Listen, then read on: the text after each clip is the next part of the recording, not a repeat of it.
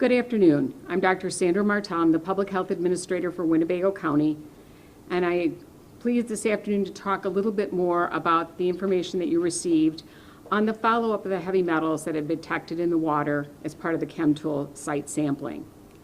So it's important to understand, and I've got some maps up here because it's important for the community to understand where this occurred, the history on this particular location, and kind of the recent events and timeline regarding this. So water was done as part of sampling, as part of the ongoing follow-up to the ChemTool site. So I'm going to bring you over to this map here.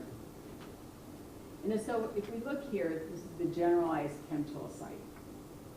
Now it's on the former site of the Beloit Corporation Superfund, which is a much larger area. So monitoring wells, which are these red dots, were placed by the Environmental Protection Agency at the time of the Superfund designation simply to monitor for the presence of different compounds and components in water sampled from those areas. When we talk about monitoring wells, they are not used for drinking water. So it's very important for the community to understand these are not used for drinking water. They are monitoring wells only. So they are not used, only thing they're used for is to determine chemicals or presence of contaminants in water. So give a little more orientation, this was the South Beloit, what they called, the Beloit Corporation's, it was a research and development testing site. So that's in this area. And so you see one of our monitoring is up in that location, close to the Rock River, down. This is considered Innovation Drive that comes through that area. So you have locations within ChemTool, and you have monitoring wells further down around Taylor Refrigeration Corporation. So this area had multiple monitoring wells along with a monitoring well over in what was considered the Black Hawk neighborhood. And I know a lot of people, and they've been looking at Nextdoor apps and figuring out where that location is, so it's important for us to understand what those street locations are. Now I'm going to take you over to this map, which is out of our, what we call our WinGIS system, so it gives us a more graphical representation. So let's go and kind of give you an orientation. Here's the ChemTool site. Here's the research and development site from Beloit Corporation. This is Innovation Drive. This is Black Hawk Drive. This is Watts Avenue. This is Taylor Refrigeration at the far end. Dingham Drive, and again, this is much more light industrial area. So what we learned this week as part of the testing that was done by the Environmental Protection Agency is that 16 out of the 20 monitoring wells in this area showed or detected what we call heavy metals in them.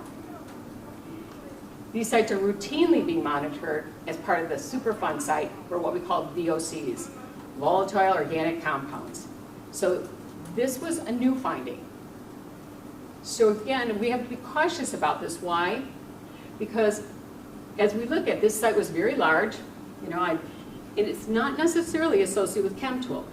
So the monitoring wells did what they were supposed to do. So after an event such as this, they will do additional sampling, they'll expand what they're testing for, and those are the wells that we have concerns about.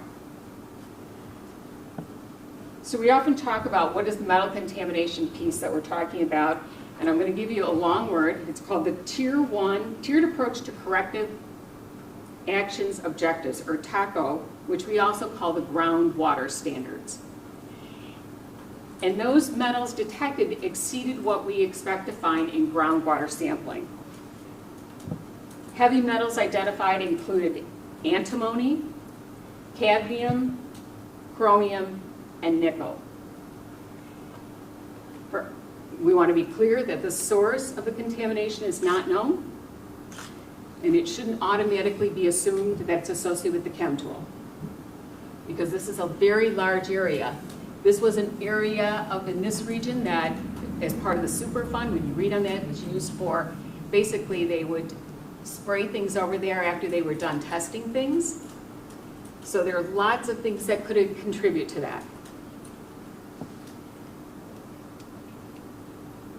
I want to be clear, now my map's a little limited. If I were to go over this side where we have the rest of Rockton, that the community water supply was tested, no metals were found, but again, this becomes important to understand because a little bit about the environment is, and I've got my environmental person here that's going to help me make sure I do this right, but water typically flows toward the river.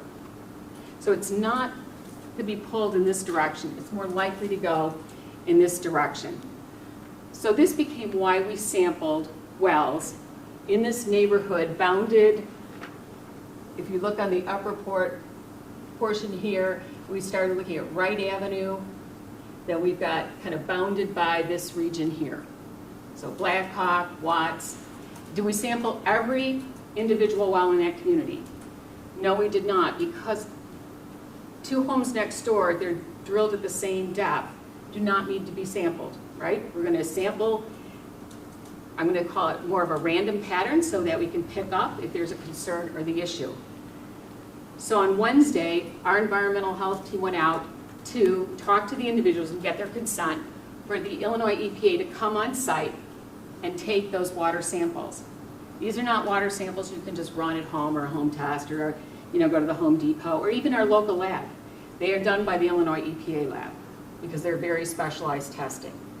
So the idea being that we will, when we know the results of those, first of all, they will be released to the individuals first, right? And we're not giving you the locations of their homes. It's kind of like private information. But the idea being is, are there other metals someplace else in here that we need to be concerned about to understand that entire impact?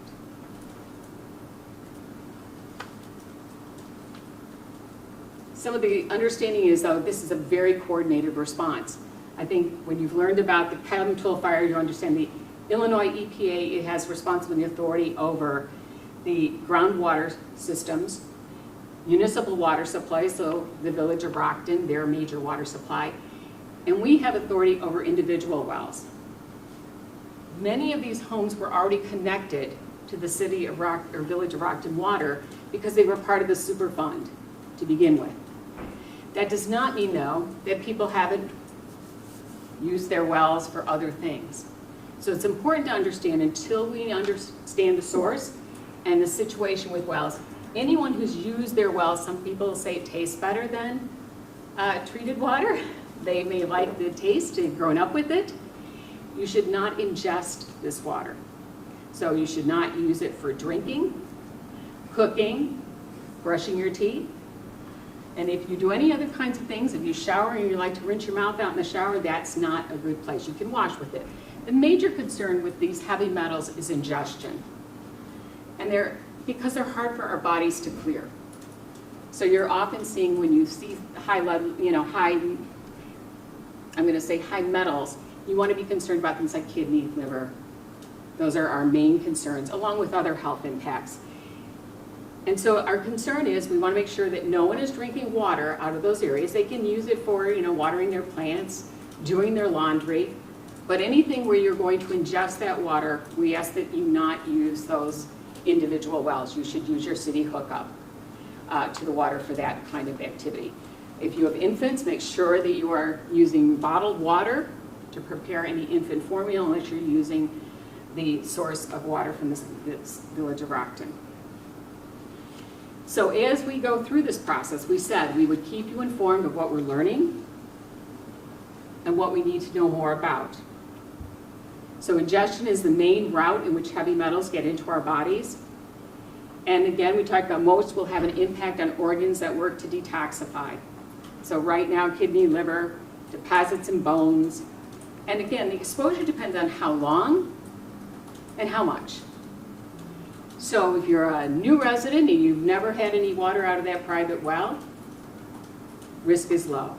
If you're a longtime resident and you love that well water and you were hooked up but you still drink it because it's your favorite taste, you might have more exposure. So right now we need everyone to take the preventive step not to drink or ingest the water on private wells in this neighborhood area. We understand this is hard information for this community to really process.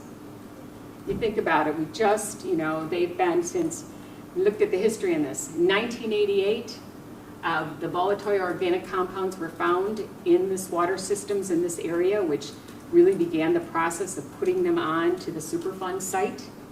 In 1990, the Beloit Corporation was placed on the US EPA Superfund site. 2021, we have our chem tool fire, and now we move into heavy metal contamination. In addition to, we've coming out of a pandemic. So we understand that people are in this area might feel very concerned about what's going on. A little bit of hopelessness, helplessness. If they are feeling stressed, they want to talk to someone. Remember, reach out. This is a difficult information. You've had a lot of stuff piled on in the last couple of months that may be very hard to process. We told you to stay safe in your homes, and we tell you to get out. Now you're back in, but don't drink the water that's coming out of your private wells. And so we have to be thoughtful about that.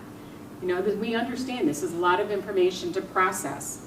And so people may have anxiety, they may have a little depression around it, but use the 211 United Way helpline. They will be able to connect you with services. Because we understand, and we know, we're going to go through a process. This is, you know, we keep talking about this. Chem tool fire, you think about June 14th, here we are almost at the end of July. You'd like to say everything's over and done, and we don't have to be concerned about anything, but we're continuing through the process that we need to be doing. Kind of in summary, the monitoring wells did what they were intended to do. They were placed here to monitor so that if there were issues or concerns, they would be found. It was found. I want to thank the residents who voluntarily agreed and consented to have their wells tested. We understand that must be very concerning for them as well. They've known the history, but they contribute because they know I may not be using it, I may not be drinking it, but I'm going to help to better understand, for the community to better understand what is going on in that region. And of course, I think we have to come back to what has been the commitment of our local units of government and our governmental entities. And I'm talking about the state, the Illinois Environmental Protection Agency, the Illinois Department of Public Health and Toxicology Department, Winnebago County, and the Village of Rockton. We want to make sure that whatever mitigations need to be put in place to ensure a safe drinking water supply for this area and this community. We want to review the potential health impacts. We just completed survey 1 of the impact of the chem tool fire itself, and we are going to continue our understanding of what, if any, this has been the impacts on the health of the community. And we want to maintain communication as information becomes available.